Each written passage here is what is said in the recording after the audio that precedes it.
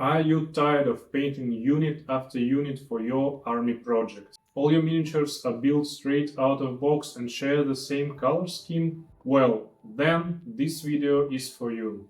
I painted quite a lot different armies through this year. The Saxons for the Saga, the Empire for the Old World, some Conflict 47, some 40k, even some Horus Heresy. And also, don't forget about numerous commissioned projects. I mean, all these armies are quite different, but within each of it you need to paint lots of similar miniatures. And to be honest, my painting style doesn't change too much from project to project. I often use the oils and airbrush when it's possible and try to make all my miniatures to stand out on the table and contrast as much as possible. So I thought, why not to try something new this time? But not just another slightly different army. I want to try the completely new approach to miniature building. I need to test the different painting style. And that's how I made with the idea of the miniatures draft. The draft format is pretty popular in card games such as Magic the Gathering or Flesh and Blood. For this format you and your friends need to buy a lot of different card booster packs. Then you sit around the table and each get card pack. You open the pack, look through the cards and pick one. Then passing the remaining cards to the friends sitting nearby, continuing the process until each of you builds a playable deck.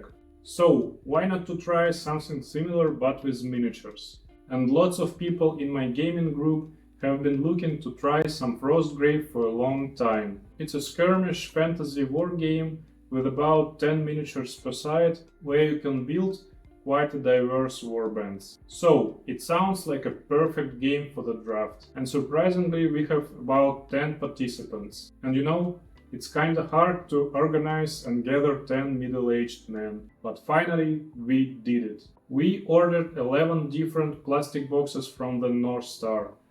Almost all Frostgrave range, plus the Elven infantry from the Oathmark. We put all the sprues together and each of us get a random one. Then you cut any one bit from the sprue and pass it clockwise. And that's all the rules. Nice and simple. And I should say it was really fun little event. You just sit, chat with your friends and do your favorite hobby together. In the end, each of us have enough parts to build 20 miniatures. And all of that for just 30 years per person. Sounds like a good deal, right? And if you want more hobby videos and stories of all sorts, then hit this like and subscribe button right now. It really helps the channel to grow and you will get more content just like this in future.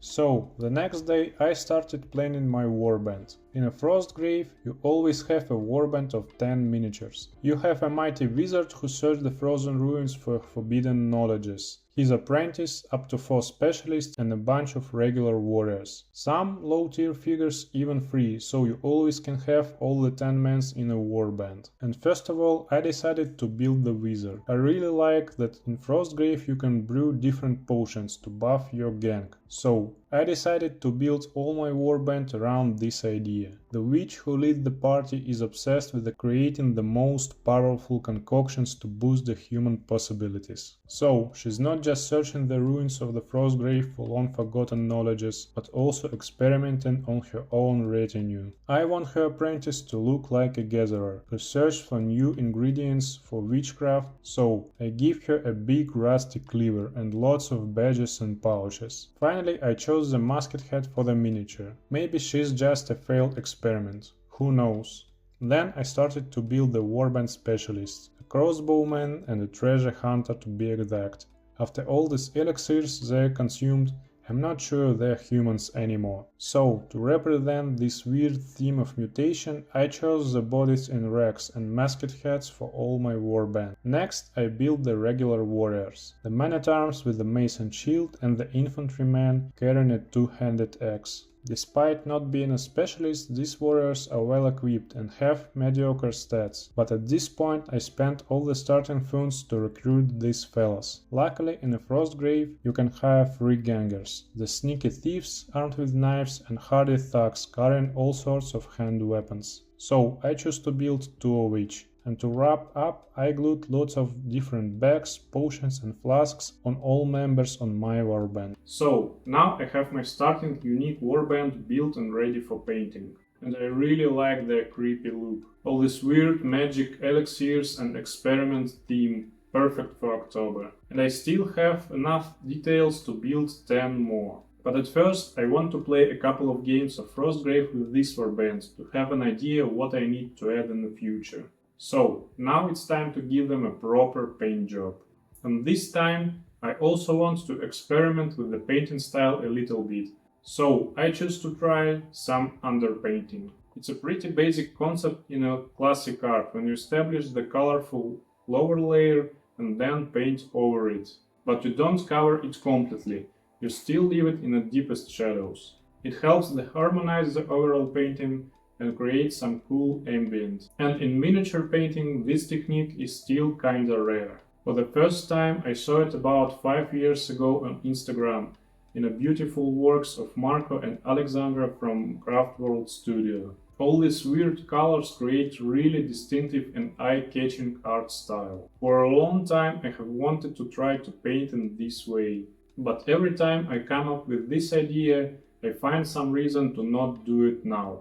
But today is a day. All in all, it's not a big army project, so I can just spend some time and try something new.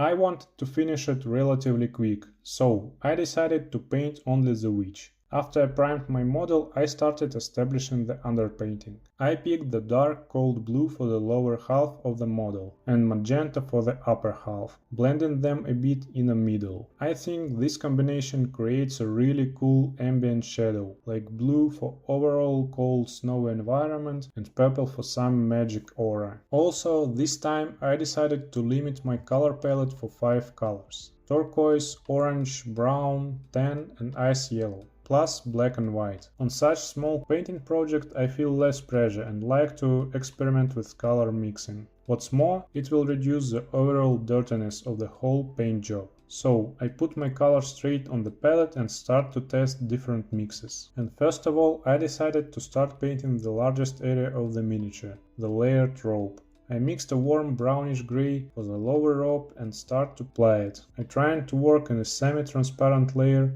and leave the underpainting in the shadow. And as an irregular painting, then I start to highlight it by adding more tan and white and reduce the application area. So for the second robe I chose my first spot color, turquoise. Starting with the darker mix, I also applied it on the sleeves and the scarf. I want to make it extra bright, so for the highlights I added a bit of ice yellow to the mix. I decided to paint the final robe as the leather one, so I mixed different dark brown tones for it. And again I painted with the semi-transparent layers, trying to leave all the interesting shadow colors that I established earlier. Also, to emulate the leather texture, I put my highlight in scratchy irregular fashion. In my opinion, it really helps to sell the look of the old worn leather item. Next, I started to paint the skin on the witch. I wish I had some red on my palette, but I made an okayish skin color with the orange and brown. And again, underpainting here helps me a lot. Purple tones are great as a shadow in the case, and that helps to give some life to the skin. So, at this time I spent about 20 minutes to finish all the main parts of the miniature.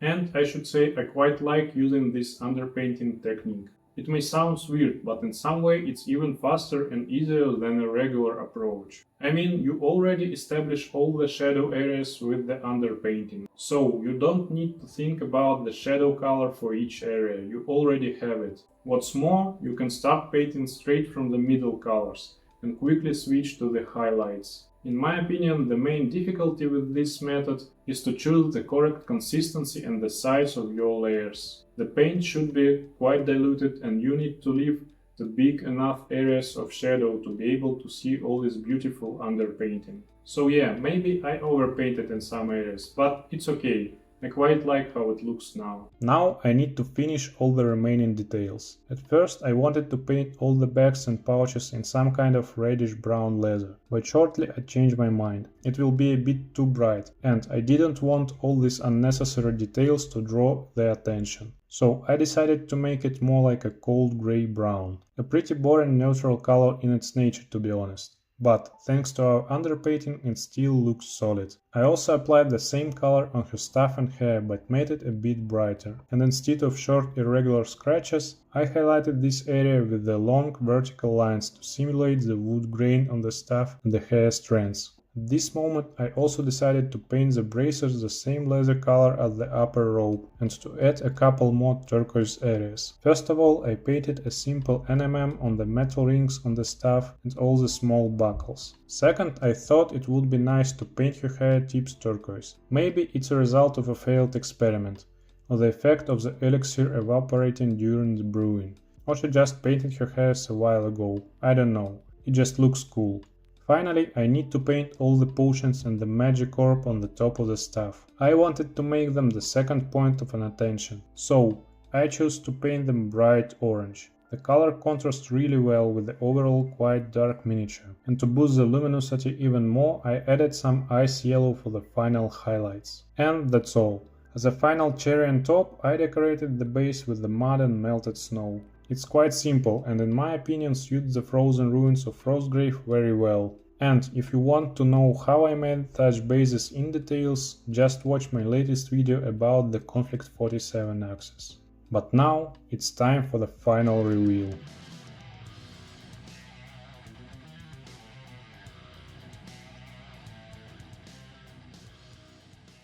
So here she is. And I should say I absolutely like the result. Sure, it's definitely not my best paint job, but I'm extremely happy that after 5 years I finally tried the underpainting and overlapping layers. To be honest, I'm not sure I will use these techniques in my army projects too often, but for some single miniatures or palette cleanser projects, why not? What's more, the draft event I made with my friends were really great. Now all of us are building and painting their warbands, and we will meet to play some Frostgrave later this year. And I'm pretty sure it's not our last draft event, so I highly recommend this format to try. If you have a couple of good old friends and you wanted to try some sort of skirmish for a long time, just use the draft method to build your warbands. It's not so expensive, it really boosts your creativity and it's just fun in general. But that's all for today. Thanks for watching, and a special thanks for all my subscribers. You are really motivating me to make more content just like this. Have a nice day and see you next time. Bye.